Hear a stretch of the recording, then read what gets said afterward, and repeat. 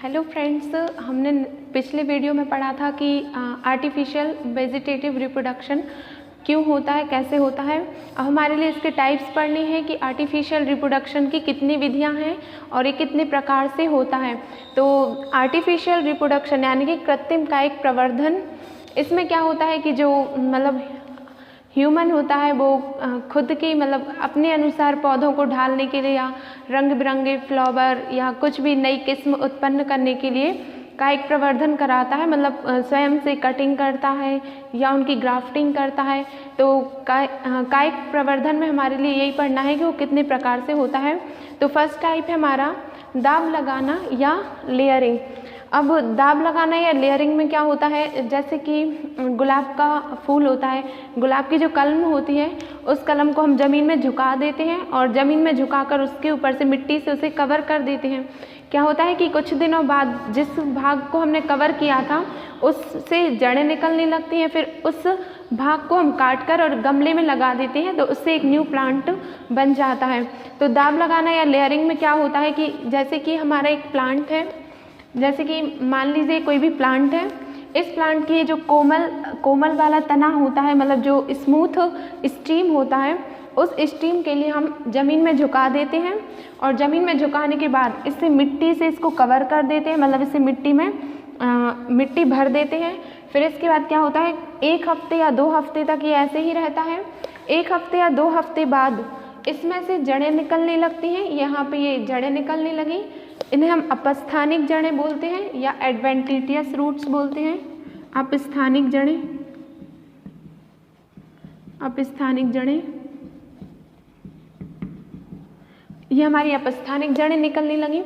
अब इस जड़ के लिए इस जो पूरी शाखा है, इस शाखा को हम कट कर देंगे और इस वाले पूरे पार्ट के लिए हम एक किसी भी गमले में या किसी भी चीज़ में हम उसको लगा देते हैं और उसको न्यूट्रेंट मीडियम देते हैं, यानी कि उसमें फिर खाद डालते हैं, उसमें पानी डालते हैं तो एक न्यू प्लांट जनरेट हो जाता है। तो गुलाब, इसका एग्जाम्पल है गुलाब और गेंदा। गुलाब और गेंदा आपने देखा है, गुलाब की कलम को हम काट देते हैं और फिर उसको अलग से प्लांट जनरेट कर देता है तो वो इसी के थ्रू होता है। सेकंड है हमारा कर्तन या कटिंग। कर्तन या कटिंग में क्या होता है कि कोई भी तना है, उस तने, ये इसी के सिमिलर टाइप्स होते हैं, मतलब एक दूसरे से थोड़ी मिलते जुलते हैं। इसमें क्या करते हैं, इसमें भी हम कलम या तने को काट दिया और इसमें हमने मिट्टी में दबाया था, इसमें मिट्टी में नहीं दबाते, इसमें डायरेक्ट ऐसे कट कर देते हैं और कट करने के बाद इस पूरी ब्रांच को ही किसी गमले में लगा देते हैं। इसका एग्जाम्पल है गन्ना और गुड़हल। थर्ड टाइप है हमारा गुटी लगाना या इसी को हम बोलते हैं एयर लेयरिंग, यानी कि वायु गुटी लगाना। इसमें हम क्या करते हैं कि ये जैसे कि ये गुटी लगाने में हम क्या करते हैं, कोई भी प्लांट है, उस प्लांट की हमने तना लिया, उस तने की ऊपरी जो छाल होती है, मान लीजिए ये हमारा कोई भी तना है, इस वाले तने की हम ऊपरी छाल को छील देते हैं, मतलब कि जैसे ये पूरा भरा हुआ है, तो इसको हमने थोड़ा सा छील दिया, ऐसे इसको हम छील देते हैं। छीलने के बाद जो पतला सा भाग बचता है, उस भाग पर हम मिट्टी या फिर कोई भी पॉलीथीन वगैरह बांध देते हैं इस वाले भाग में, और इस भाग को मिट्टी से बांधने के बाद इसमें क्या करते हैं कि इसको किसी ऐसे प्लांट से कनेक्ट करते हैं, वो इसी की ही स्टीम रहेगी, ये एक ही प्लांट में होगा। इस वाले स्टीम में हम कोई भी मतलब मटका या फिर कोई भी ऐसी चीज़ करते हैं जिसमें पानी भरा हो। पानी भरने से क्या होगा कि जो पानी भरा होगा, ये पानी इससे ज्वाइंट रहेगा और ये जो मिट्टी वाला भाग है, इस मिट्टी वाले भाग में लगातार वृद्धि होती रहेगी। वृद्धि होने के बाद कुछ समय बाद इसमें से जड़ें निकलेंगी और उन जड़ों को हम उस पूरी शाखा को काट देंगे और रोपित कर देंगे तो हमारा एक न्यू प्लांट बन जाएगा। यहाँ पे मैंने एयर लेयरिंग को समझाया है। यहाँ पे क्या किया है, ये हमारा प्लांट था, ये पूरी एक ब्रांच थी, इस ब्रांच को हमने थोड़ा सा छीला और छीलने के बाद इसे मिट्टी से पूरा बंद कर दिया और पॉलीथीन से ढक दिया। फिर हम ऐसा करते कि इसमें नमी बनी रहे, इसको पानी मिलता रहे, इसको मॉइस्चराइज रखने के लिए हम इसे इस वाले मटके से, इस वाली घड़ी से कनेक्ट कर देते हैं। इस होल के थ्रू ये वाटर यहाँ से जाता है और इसको पोषण मिलता रहता है और कुछ समय बाद इसमें से रूट्स निकलती हैं यानी कि हमारी जड़ें निकलती हैं। फिर इसको हम एक अलग किसी गमले वगैरह में ट्रांसप्लांट कर देते हैं और वहाँ पे प्लांट का फॉर्मेशन कर लेता है। तो आपने देखा कि गुटी लगाना और दाब लगाना दोनों सिमिलर हैं, दोनों में ही शाखा को छीला गया है, बट इसमें हमने इसको मिट्टी में दबाया है, इसमें हमने इसको मिट्टी में नहीं दबाया। इसके लिए हमने एक माध्यम से जोड़ दिया है, माध्यम के थ्रू ये वृद्धि करेगा और एक न्यू प्लांट को जनरेट कर लेगा। फोर्थ है हमारा ग्राफ्टिंग। ग्राफ्टिंग में क्या होता है, एक प्लांट का हम रूट सिस्टम लेते हैं और दूसरे प्लांट का हम शूट सिस्टम लेते हैं, यानी कि एक का जड़ तंत्र और एक का तना तंत्र लेते हैं। और इसमें क्या करते हैं कि जैसे कि मैंने यहाँ पे बताया है, यहाँ पे मैंने एक तना लिया है एक पौधे का और दूसरे पौधे की कलम ली है यानी कि सियोन ली है, इसे सियोन बोलते हैं। ये स्टॉक है।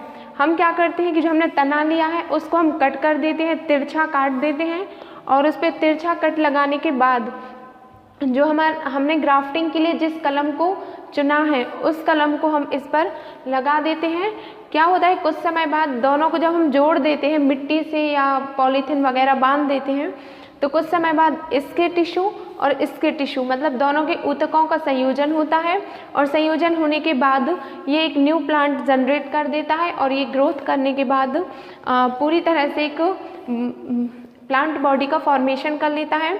तो इसमें स्टॉक मतलब जो तना है और सियोन मतलब जो कलम है, दोनों के ही गुण रहेंगे जो हमारा न्यू प्लांट होगा। और इसमें जो हमारे न्यू प्लांट के जो गुण होते हैं वो सियोन पर निर्भर करते हैं, मतलब कि जो हमने कलम उस तने के ऊपर लगाई है, वो गुलाब की लगाई है या गेंदे की लगाई है, जिस भी प्लांट या फ्लावर की लगाई है उसके अकॉर्डिंग हमें न्यू प्लांट मिलता है। तो एग्ज़ाम में हमेशा क्वेश्चन आता है कि जो हमने ग्राफ्टिंग के दौरान जो हमें पौधा मिलता है उसके गुण किस पर निर्भर करते हैं। पहला आता है ऑप्शन में स्टॉक और दूसरा आता है सियोन। तो जो हमारे गुण होते हैं नए पौधे के वो सियोन पर निर्भर करते हैं, मतलब जो कलम हमने लगाई है। यदि हमने गुलाब की कलम लगाई है तो गुलाब का पौधा मिलेगा, ऑरेंज यानी कि संतरा की कलम लगाई है तो उसका मिलेगा। तो इसका आंसर आता है सियोन यानी कि कलम। और स्टॉक के लिए हम स्कंद बोलते हैं। तो हमने देखा कि हमने ये पहले से था, इसके ऊपर हमने कट लगाया, कट लगाने के बाद हमने इसको एक कलम से जोड़ा। कुछ समय बाद दोनों के ऊतकों का संयोजन हुआ और ऊतकों का जैसे ही संयोजन होता है हम इसे पूरी तरह से अलग कर देते हैं और एक न्यू प्लांट में कन्वर्ट हो जाता है ये। फिर इसके बाद आता है इनआर्चिंग। इनआर्चिंग में क्या होता है कि एक उत्कृष्ट किस्म के पौधे को लेते हैं और एक निष्कृष्ट किस्म के पौधे को लेते हैं, जैसे कि एक टोमेटो प्लांट ले लिया, एक पोटैटो प्लांट ले लिया और दोनों की जो लीव्स होती हैं, लीव्स के लिए काट कर यहाँ पे मैंने दिखाया है। यहाँ पे मैंने एक टोमेटो प्लांट लिया है, एक पोटैटो प्लांट लिया है। इसके शाखा को और इसकी शाखा को, दोनों की शाखाओं को मैंने बांध दिया है मिट्टी से कवर करने के बाद। क्या होता है, कुछ समय बाद एक नया मतलब यहाँ से एक नई शाखा निकलती है। तो जो हमारा उत्कृष्ट होता है, जिसके गुण ज़्यादा अच्छे होते हैं उसको हम रहने देते हैं, और जो हमारा निष्कृष्ट होता है मतलब कि जिसके गुण कम अच्छे होते हैं, जिसकी किस्म कम अच्छी होती है, उस कम अच्छी किस्म वाले पौधे को हम हटा देते हैं। और ये जो हमारी नई शाखा निकली है, इस शाखा को हम ट्रांसप्लांट कर देते हैं किसी भी गमले में और वहाँ पे हमें एक न्यू प्लांट मिल जाता है। उस प्लांट में दोनों के ही गुण होते हैं, जैसे कि टोमेटो प्लांट है ये खट्टा रहेगा, पोटैटो जो है वो थोड़ा सा खाने में अलग रहेगा, और जो हमारा न्यू प्लांट बनेगा मतलब कि जो न्यू फल बनेगा या कोई भी सब्जी बनेगी उसमें इसका भी टेस्ट आएगा और इसका भी टेस्ट आएगा। आपके लिए बता दें कि जेनेटिक इंजीनियरिंग के थ्रू अभी जो हमारे कुछ साइंटिस्ट हैं उन्होंने टोमेटो और पोटैटो दोनों को जोड़कर दोनों की मतलब किस्मों को मिलाकर एक न्यू सब्जी बनाई है या वेजिटेबल का फॉर्मेशन किया है। इसका नाम है पोमैटो यानी कि टोमेटो प्लस पोटैटो। इसमें दोनों ये जो नई वेजिटेबल आई है इसमें टोमेटो का भी टेस्ट रहेगा और पोटैटो का भी। तो ये इनार्चिंग हो गई। फिर हमारा आता है इनार्चिंग के बाद चश्मा चढ़ाना या मुकुलन।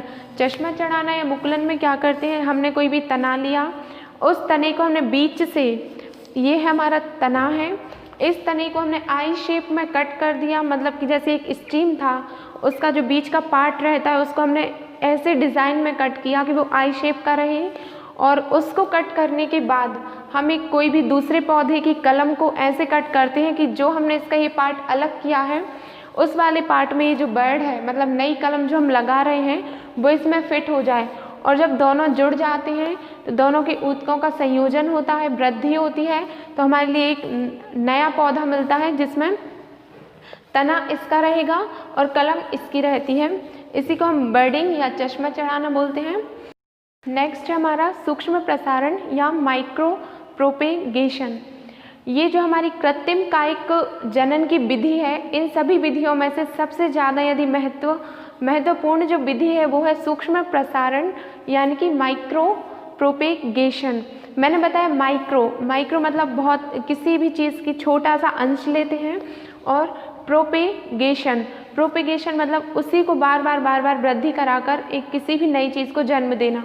तो सूक्ष्म प्रसारण जो हमारी विधि होती है कृत्रिम कायिक जनन की, वो tissue and cell culture technique पर आधारित रहती है, मतलब कि ऊतक और कोशिकीय संवर्धन तकनीक।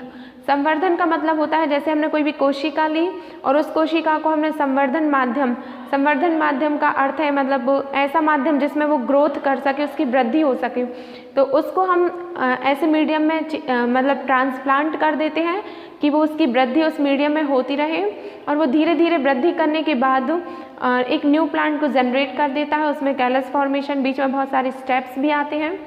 यहाँ पे हम क्या करते हैं माइक्रो प्रोपेगेशन में, पहले हमने कोई भी प्लांट है उसका हम तना भी ले सकते हैं, उसकी हम शाखा भी ले सकते हैं, उसकी जड़, उसके टिश्यू, उसकी किसी भी कोशिका यानी कि छोटे से छोटा भाग भी हम उसका ले सकते हैं। और जैसे कि यहाँ पे मैंने एक टिश्यू लिया है, ये लीफ है, ये एम्ब्रियो एक्सप्लांट है। तो सूक्ष्म प्रसारण में हम जिस पौधे का चयन करते हैं, मतलब कि जिससे हमारे लिए जिसकी कोशिका को हमें वृद्धि कराना है, उसे हम इलीट बोलते हैं। जिस पौधे का हम चयन करते हैं इस विधि के लिए उसे हम इलीट बोलते हैं। और इस इलीट का यानी कि इस पौधे का जो भी भाग हमने चुना है कि इसकी हमें वृद्धि करानी है संवर्धन माध्यम पर, उसे हम संरोप या एक्सप्लांट बोलते हैं, एक्सप्लांट या संरोप बोलते हैं। अब हम इसमें क्या करते हैं कि हमने ये यहाँ पे एम्ब्रियो एक्सप्लांट लिया, इसकी कोई भी कोशिका ली, इसको हमने असेप्टिक कंडीशन यानी कि पूर्तिहीन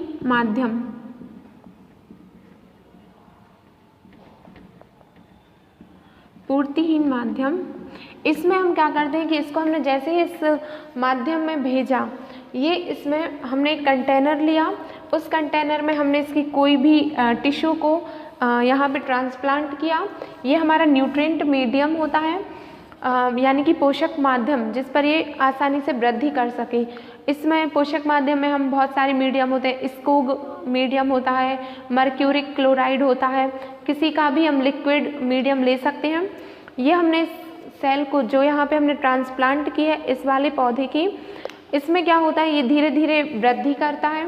धीरे धीरे वृद्धि करने के बाद जैसे हमने एक कोशिका ली तो ये एक कोशिका विभाजित होती है, इसमें कैलस फॉर्मेशन होता है। कैलस का यहाँ पे मीन्स है कोशिकाओं का असंगठित और अविभेदित समूह, मतलब किसी भी कोशिका ने बार बार विभाजन करके अपना एक समूह बना लिया, उस समूह को हम कैलस बोलते हैं। तो यहाँ पे इस कोशिका ने जब हमने इसको दूसरे मीडियम में ट्रांसप्लांट किया तो इसने यहाँ पे कोशिकाओं का समूह बना लिया जिसे हमने कैलस बोला। अब हम क्या करते हैं कि ये जो कैलस होता है, इस कैलस को हम एक नए माध्यम पर ट्रांसफ़र कर देते हैं। नए माध्यम पर हम जैसे ही इसे स्थानांतरित करते हैं, ये वहाँ पर और भी ज़्यादा वृद्धि करना स्टार्ट कर देता है और धीरे धीरे किसी भी अंग का निर्माण करता है। ये यहाँ पे ऑर्गेनोजेनेसिस यानी कि अंग निर्माण, यहाँ पे इसने जैसे कि यहाँ पे इसने एक ब्रांच बना ली, इस ब्रांच को बनाने के बाद जब हमने इस ब्रांच को एक अलग मीडियम में फिर से ट्रांसफ़र किया तो ये इसने पूरी की पूरी एक बॉडी बना ली, मतलब पूरी की पूरी एक पार्ट को बना लिया। इसमें रूट भी बना सकता है, वो स्टेम भी बना सकता है, लीफ भी। फिर हमने इस लीफ को अपने हमें जहाँ पे भी इसको लगाना है, बगीचे में, गार्डन में या फिर किसी भी गमले में, वहाँ पे हमने लगा दिया। तो देखा कि फर्स्ट स्टेप जो था हमारा वो था एम्ब्रियो एक्सप्लांट, सेकंड था इनऑक्यूलेटेड मीडियम, थर्ड स्टेप था हमारा कैलस फॉर्मेशन, जिसमें कैलस का निर्माण हुआ, कोशिकाओं की वृद्धि हुई। फोर्थ पॉइंट था हमारा ऑर्गेनोजेनेसिस, जिसमें उसने अंग निर्माण करना प्रारंभ कर दिया। फिर उसके बाद हमारा था रीजनरेटेड प्लांट, यानी कि एक नए प्लांट का निर्माण हो गया। फिर इससे हमने किसी भी बगीचे में ट्रांसप्लांट कर दिया। तो इस मेथड का महत्व ये है कि जो हमारे प्लांट होते हैं, जैसे कि बनाना ट्री है, इसमें क्या होता है, जो केला है उसमें बीज नहीं होते हैं, तो हम इसके बीज को निकाल कर हम कहीं इसको ट्रांसफ़र भी नहीं कर सकते कि वहाँ पे बीजों का अंकुरण होगा और वो न्यू प्लांट बना लेगा। तो उसमें ये मेथड बहुत ही ज़्यादा यूज़फुल है। जो हमारा केला होता है या जो अंगूर होते हैं जिनमें बीज नहीं होते हैं, उनमें ये विधि अपनाई जाती है। उनकी किसी भी कोशिका को ले लेते हैं, फिर उसे कल्चर मीडियम पर उसकी ग्रोथ कराते हैं, कैलस फॉर्मेशन कराते हैं और बहुत सारे नए पौधे विकसित कर लेते हैं। तो सूक्ष्म प्रसारण में क्या होता है कि जो हमने मात्र पौधा लिया, मतलब जो इलीट लिया, इसकी छोटी से छोटी कोशिका से भी बहुत सारे पौधों को हम जनरेट कर सकते हैं बहुत ही कम समय में। और इसके लिए हमारे लिए किसी भी मौसम पे डिपेंड होने की ज़रूरत नहीं है कि बरसात होगी या नहीं, क्योंकि यहाँ पे जो मीडियम होता है वो कृत्रिम होता है, मतलब इसे हम खुद से ही बनाते हैं। कोई भी मीडियम जैसे कि मर्क्यूरी क्लोराइड है, इसे हम लैब में भी बना सकते हैं। तो आपने देखा कि सूक्ष्म प्रसारण का जो बीज रहित अंगूर हैं, केले वगैरह होते हैं, जो वानिकी, कृषि वानिकी वगैरह में जो पौधे बहुत ज़्यादा यूज़फुल होते हैं, उनको इस मेथड के थ्रू बहुत ही कम समय में हज़ारों की संख्या में हम नए प्लांट जनरेट कर सकते हैं। तो हमने सूक्ष्म प्रसारण पढ़ा। 2020 में ये इसके बहुत ही ज़्यादा चांसेस थे आने के, मगर ये 2020 में नहीं आया, तो 2021 में 100% इसके चांसेस हैं कि ये आ सकता है। तो ये बहुत ही ज़्यादा इम्पोर्टेंट है, इसे आप ध्यान से फोकस करके इसका डायग्राम भी अच्छे से तैयार कर सकते हैं।